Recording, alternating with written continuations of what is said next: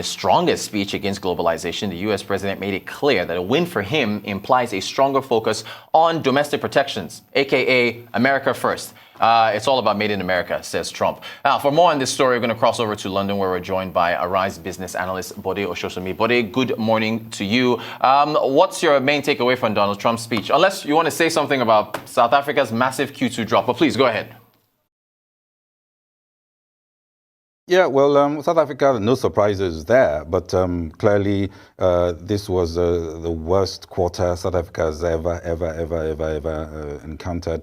But I think we should just look forward. Q2 was an awful quarter for almost every economy in the world, and particularly those that already had issues even before COVID, like South Africa. But to Trump, interesting, I really listened closely to that speech yesterday, and I think it's populism at the most extreme.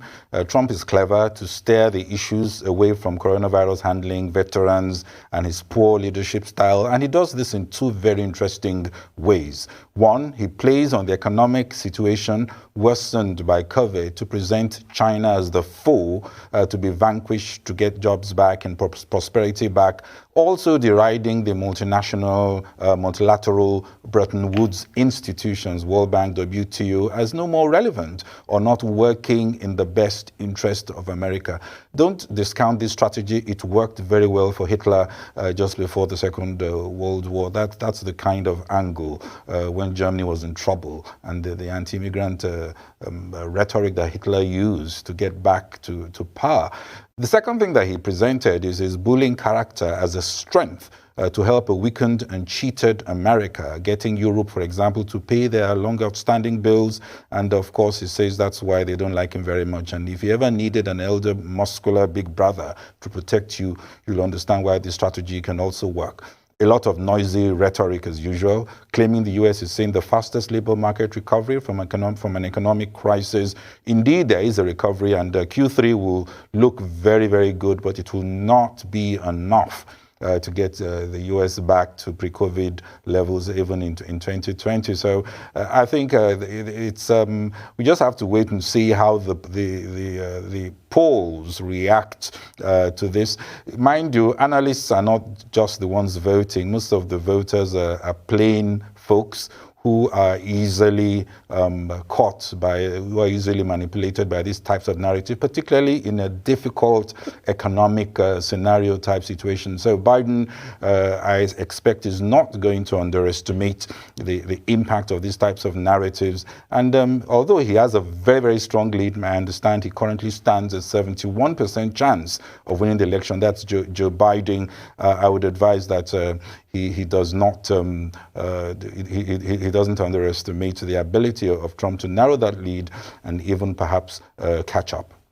Thank you for that, buddy. By the way, the picture of Trump behind you is so clear. It looks like he's literally staring at your back as you're speaking about him. But I want to ask about his agenda. To what extent can this agenda be pursued, given the costs to the U.S. economy, and how is China likely to respond? Well, the U.S., there are a lot of institutional safeguards, and most likely he's going to have, if he wins, the Congress is most likely going to be split. That's what most people are saying in a situation where Trump wins. Nobody's expecting, or it's the chances of sweeping the executive and the legislature is unlikely. But I think looking to China is already preparing for a decoupling scenario. They're investing heavily in their domestic market, and I expect Europe, Africa, and emerging markets can also expect a much more aggressive penetration strategy from China. There could be short-term costs on both sides, particularly China in losing their market penetration in the world's largest economy, but China can do very well without America.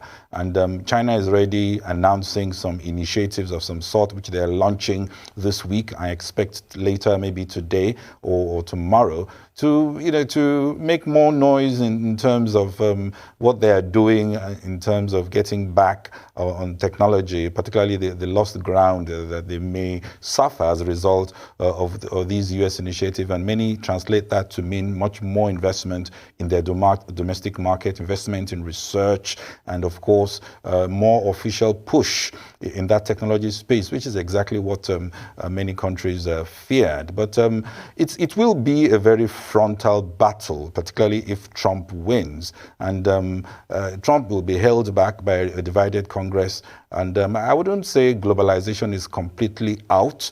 Many say it will be reimagined, or at least there may be modifications here and there as firms pursue a mixed approach made up of careful and precise deviations from where they are. There's a recent study in the Economic Intelligence Unit that suggests that we're going to see more reshoring, nearshoring that is coming back closer, and more stockpiling.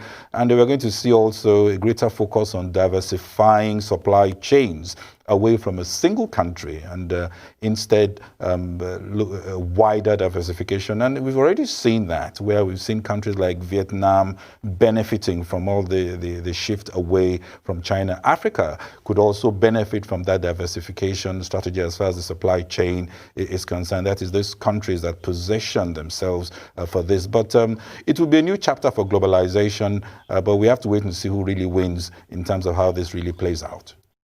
Thank you so much for that. Arise business analyst BODE OSASOMI talking about Donald Trump vowing to decouple the U.S. economy from China. Thank you so much, BODE. You're watching the Global Business Report here on Arise News.